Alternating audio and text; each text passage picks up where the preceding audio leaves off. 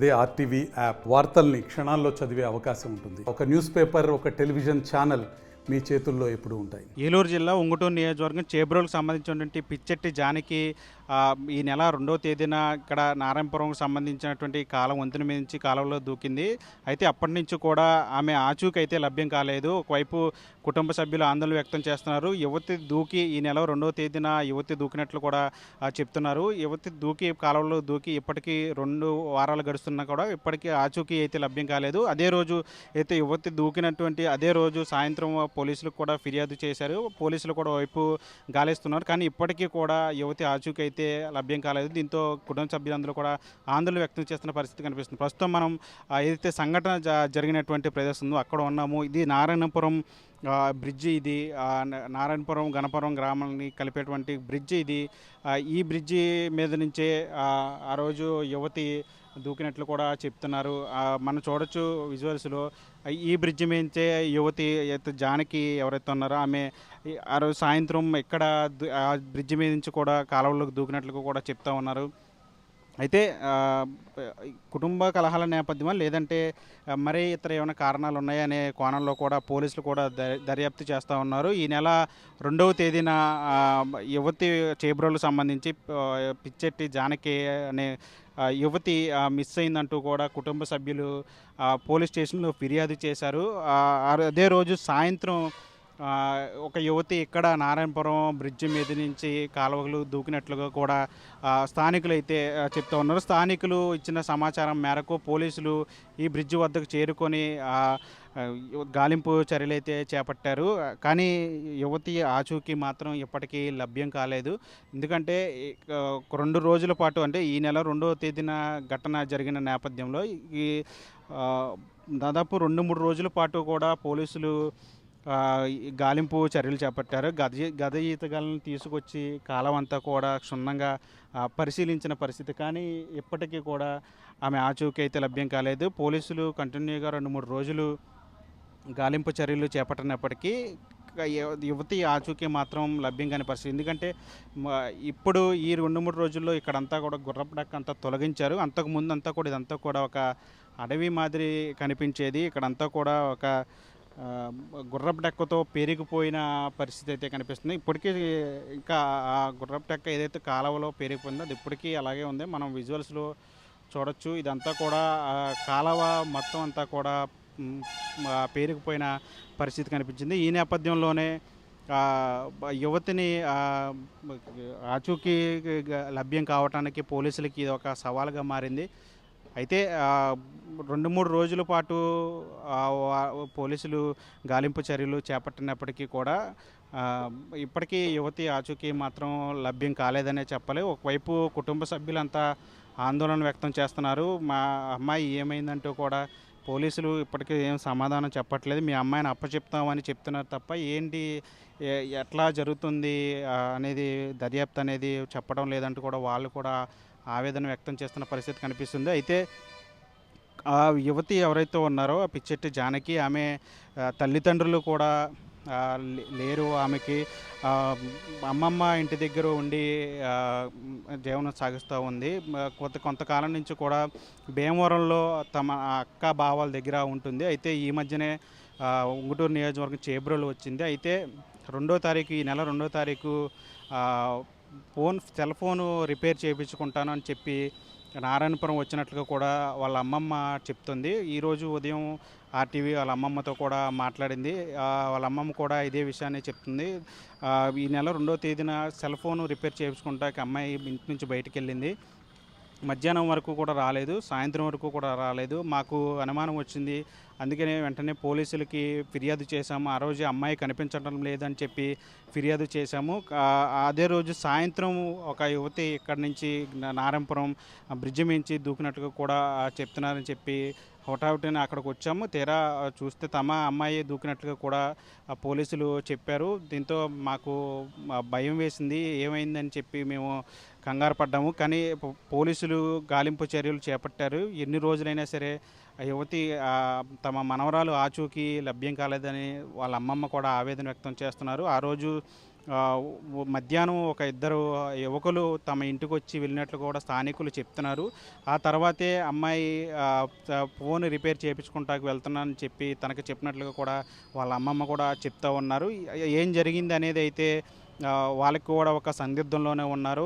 యువతి మిస్ అయిందనే ఆవేదనతో వాళ్ళు ఆవేదన వ్యక్తం చేస్తున్నప్పటికీ ఈ కేసుకి సంబంధించి సందేహాలు కూడా వ్యక్తం చేస్తున్నారు. ఈ విషయాలన్నీ కూడా పోలీసులకు కూడా చెప్పాం. వాళ్ళు కూడా దర్యాప్తు చేస్తున్నారు. త్వరలోనే తమ బిడ్డను తమకు అప్పచెప్తామని చెప్తున్నారని చెప్పి వాళ్ళ అమ్మమ్మ కూడా చెప్తున్న పరిస్థితి అయితే ఉంది. ఏదేమైనప్పటికీ కూడా ఈ కేసుకు సంబంధించి దాదాపు అంటే ఈ నెల 2వ తేదీ ఘటన జరిగింది.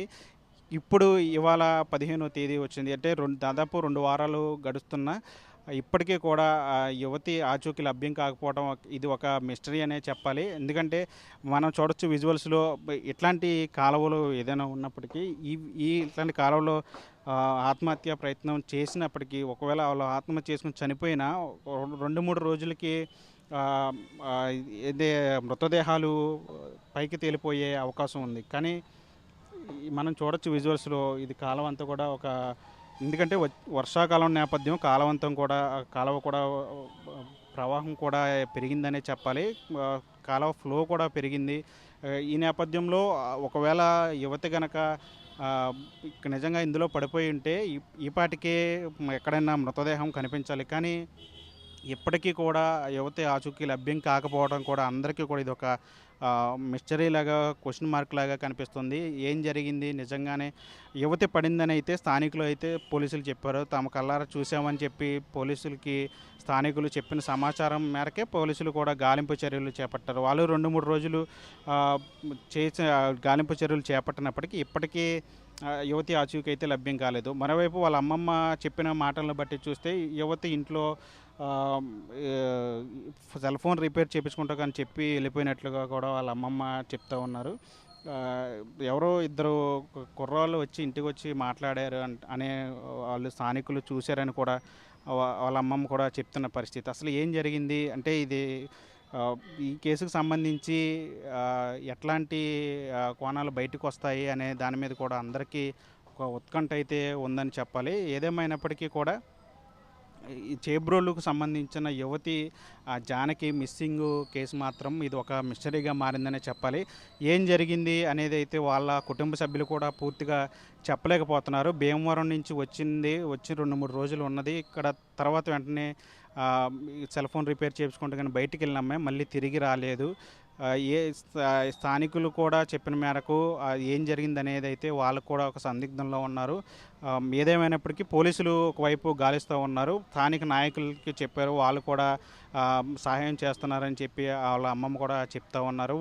ఏదేమైనప్పటికీ కూడా ఈ ఘటన అయితే అటు జిల్లా వ్యాప్తంగా కూడా ఒక సంచలనం అని చెప్పాలి. ఎందుకంటే దాదాపు 2 వారాలు గడిచిపోయిందా ఇప్పటికీ కూడా యువతి ఆచూకీ లభ్యం కాలేదంటే ఇందులో పోలీసులకు నిర్లక్ష్యం కూడా ఏమైనా ఉందా అనే కోణంలో కూడా చర్చ అయితే జరుగుతూ ఉంది. మొత్తం మీద ఈ చేబ్రోలుకు సంబంధించి యువతి ఎవరైతే పిచ్చెట్టి జానకి ఉన్నారో ఆమె సంబంధించిన ఆచూకీ త్వరలోనే లభ్యం అవ్వాలని చెప్పి వాళ్ళ కుటుంబ సభ్యులు కూడా కోరుతున్నారు. తమ బిడ్డని అప్పచెప్పండి, కనీసం నిజంగా కాలువలో పడిపోయి ఉంటే గనక నిజంగా కాలువలో పడి చనిపోయి ఉంటే గనక కనీసం మృతదేహాన్నైనా ఆచూకీ తెలుసుకొని మాకు అప్పచెప్పండి అని చెప్పి వాళ్ళ కుటుంబ సభ్యులంతా కూడా ఆవేదన వ్యక్తం పరిస్థితి అయితే కనిపిస్తుంది. సంటితో మన ఆర్టీవీ ఉంగుటూరు నుంచి. ఎంపీసీ బైపీసీ విద్యార్థులకి ఒక వరం CA/CMA కోర్సులు. CA/CMA చదివే విద్యార్థుల్లో 40% మంది ఎంపీసీ మరియు బైపీసీ విద్యార్థులే. Master minds. ఏమో ఎవడో 2 కుర్రోళ్ళు వచ్చారంటండి.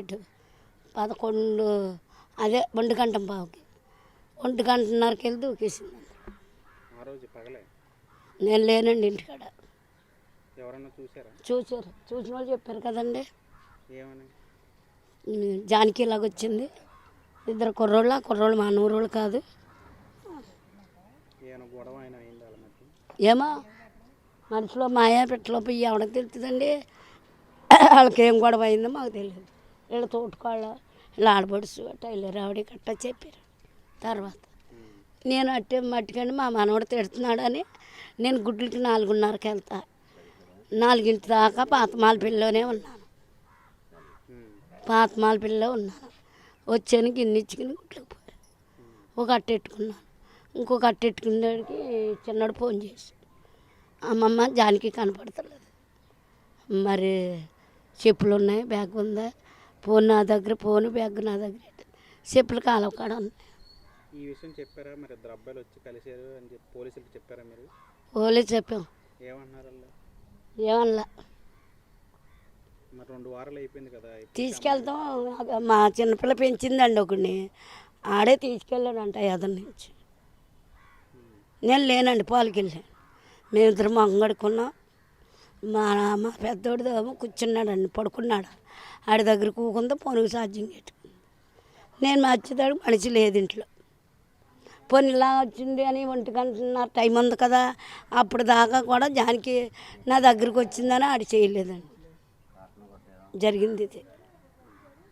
2 వారాలు అయిపోయింది కదా, మీ అమ్మాయి కనిపించలేదు. మీరు ఏమని కోరుతారు పోలీసులు? ఏం చూద్దాం, బెబ్బనే దగ్గరికి వెళ్ళాం, సాల్తీ కనపడకుండా చేయకూడదండి. ఏదో ఒకటి చూడాలి కదా, లేకపోతే రోడ్డుకి ఎడతారా, రాయికి ఎడతారా అన్నాడు బెబ్బనే. కనపడినప్పుడే చేస్తామండి అని వచ్చి చేశారా అలాగే? చేయలేదు. ఇవాళ 14 రోజులు. పోలీసులు ఏమంటున్నారు? మాట్లాడారు పోలీసులతో? పోలీసులు ఏమన్నారా, మీ బాడీ మీకు అప్పు చెప్తామన్నా అంతే. అయ్యాలు పట్టుకుని నన్ను అన్నాడు, మీ మనవరాలు, నీ కూతురు, నీ బాడీ నీకు అప్పు చెప్తాను మీ ఇంటికి అన్నాడు.